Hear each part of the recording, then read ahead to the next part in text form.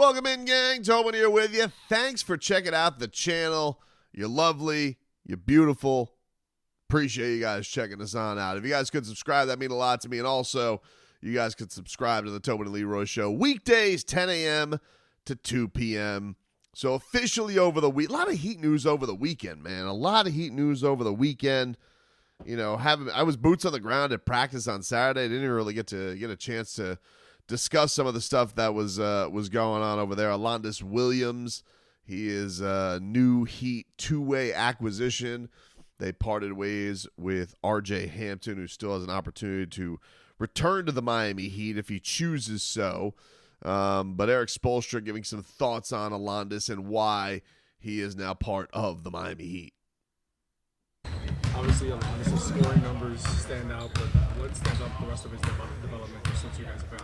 Yeah, it was more about the overall development, and I think it's easy to point to, some big scoring games, and that was really down the list, for us. I mean, sure, it's great, that he was able to have those kind of nights, but it was really about previously, playing the role, defending, and doing a lot of intangibles. And impacting winning while the rest of his game was improving. Because even the big scoring nights, he will not play like that or have anywhere near that kind of role. With us, it's more about all those other things. And, he earned it. He was extremely coachable, or has been coachable, has had a great positive approach there in Sioux Falls. And you're happy to reward someone like that. On the flip side, you also feel bad for RJ. He put in a lot of time, and he also got better. Some of this is circumstantial, and the injury and the missed time for RJ at the beginning of the season was tough for him. But we still have, or he will have, an opportunity if he chooses to come back to Sioux Falls, and we'll see what he decides. But in the meantime, Alondas, it's great to be able to acknowledge that and reward him. Classic Spo saying that, it's about the intangibles instead of the big scoring games. The big scoring games that he has had in Sioux Falls certainly stood out with Alondas getting the call. And, man, it might be into action even sooner than we thought. Of course, doing this now on a Monday, we will hopefully get some news and clarity on Terry Rozier and Josh Richardson later on today, as, I'm very sure that both of them will likely not be ready to go for any of the games in Philadelphia or Milwaukee, which are coming up to finish this thing out. And this is a week where I think Miami has a little bit of a test of itself. I thought they showed themselves well in this game against Boston. Really showed a lot of fight. They, of course, did not have Jimmy Butler, did not have Terry Rozier. So very shorthanded and still had a very good showing, if not for some miscues there at the end. The Jimmy Butler thing is very, very sad news. Jimmy Butler, dealing with the death of the family, has been given a leave of absence from the Miami Heat. The statement that that his agent Bernie Lee had given to everybody was Jimmy Butler has been granted a leave of absence as he deals with the death of a family member. Jimmy and his family ask for privacy at this point in time as they navigate this loss. Updates will be given when appropriate. So I don't know what that means for when Jimmy's going to come back. I know that he was officially listed as questionable because, remember, the Heat had lost. Or the Heat had won. They had beat the Spurs. Then the Heat had 2 days of practice. Jimmy Butler had missed for a personal reason, and then missed practice again on Saturday. But he was officially listed as questionable because I think the Heat thought there was a chance that he was going to make it back. But now it's at a point where Jimmy has a leave of absence from the team, and if he is dealing with something horrific, and you want some time away, like. If Jimmy needs these upcoming 2 games, and then you go into having over a week off, that might be the more appropriate grieving thing for Jimmy Butler at this point. So you just hope that everything that goes on with his family and everything that he's dealing with there is okay. and that he'll be okay. And it's it's been a tough couple of weeks around the Heat community with everything that has gone on with Haywood Highsmith and now Jimmy Butler. So, the basketball is still important, obviously, because they're in the midst of this playoff hunt. But there's been some bigger priorities in life that has kind of stepped in the way of things for sure. The other big piece of news that happened over the weekend was in regards to a Heat rival, and it looks like we're going to get a little revenge game showdown coming up on Wednesday. Kyle Lowry, to no surprise, has officially signed his deal with the Philadelphia 76ers. Got just under $3 million for the rest of the season. I believe he was owed like 10 the rest of the way, so did a buyout. Gets 3 from the Sixers. I don't know what it ended up being as far as the difference is concerned, but he is no longer a Charlotte Hornet. And a little bit painful that this happens the same weekend that Terry Rozier goes down with what looked like a pretty gnarly knee injury.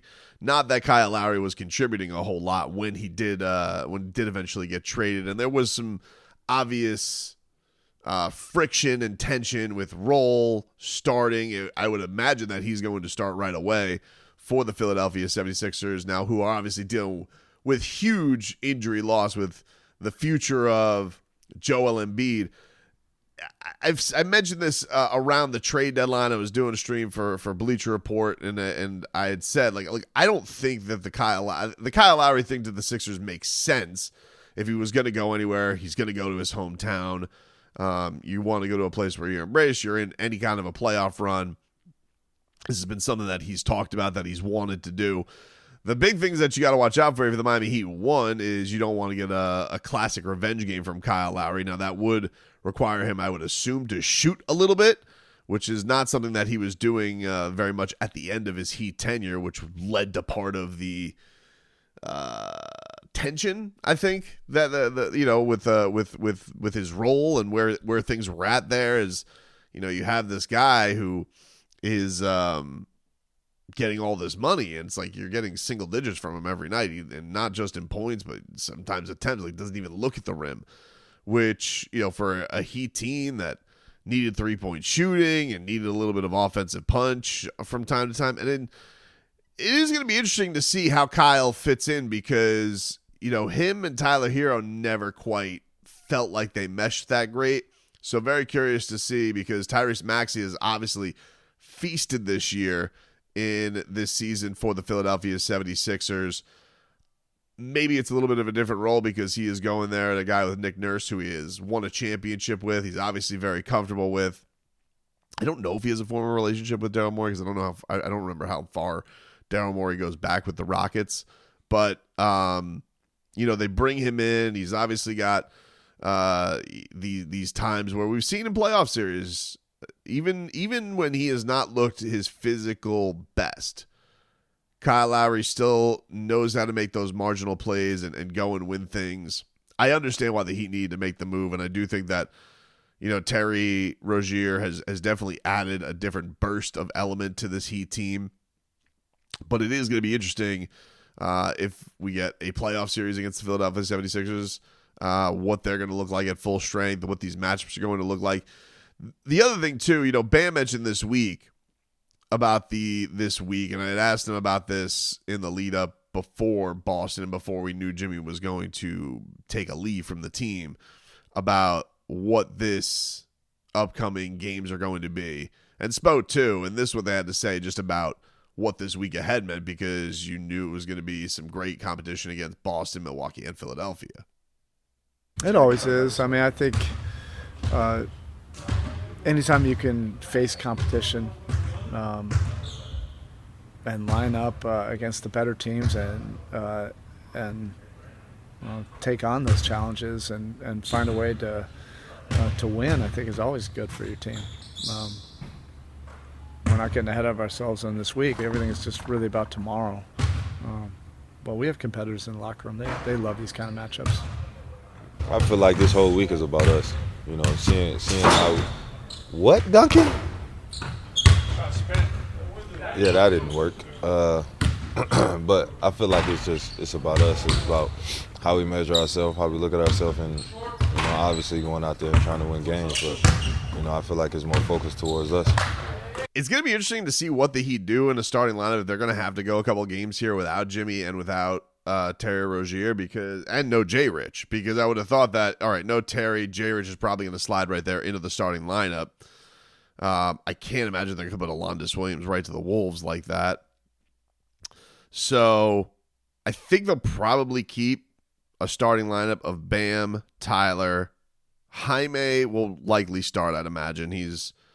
And then, Caleb at small forward. And then the question, they probably could go Jovic, add a little bit of playmaking, some rebounding. They could probably go Jovic in the starting lineup, or they could go Duncan. That's going to be an interesting one but when you have this many injuries, I can see Spo going with somebody who's completely out of the rotation and putting them into the starting lineup. They've had some success with, on the metric side of having Jovic with Bam. So that's going to be an interesting decision that Spo's going to have, because they do not have a bevy of options in the backcourt, which I think is going to lead everybody to kind of, if this is going to be an extended absence for Terry, all right, where do they look? I mentioned yesterday Goran Dragic, half jokingly, but in all seriousness, like, what do they do? Do they find somebody in the buyout market? Do they get an injury exception? I guess it all depends on how bad this seems, and it looked like a pretty gnarly injury. So it's going to be interesting to see what the fallout of that is and how long it seems we're going to miss Terry Rozier. But Spo's got some holes that he's got to fill. In a weird way, though, this is typically where he goes and he flourishes.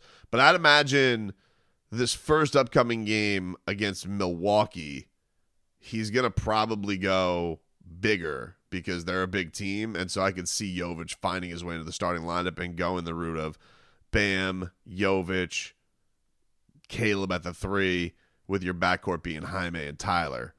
And then, your role guys basically being Haywood, Kevin Love staying in the backup big, Duncan Robinson coming in for shooting. And then, Haywood, Jamal Cain. Yeah, I would say maybe Jamal Cain gets some run at certain times here. Love Jamal Cain. Love watching him play basketball and what he can bring to the table. But right back at it, man. Right before this All-Star break, which is thankfully coming at a good time for the Miami Heat. They're going to still have to search for some answers for these last 2 road games.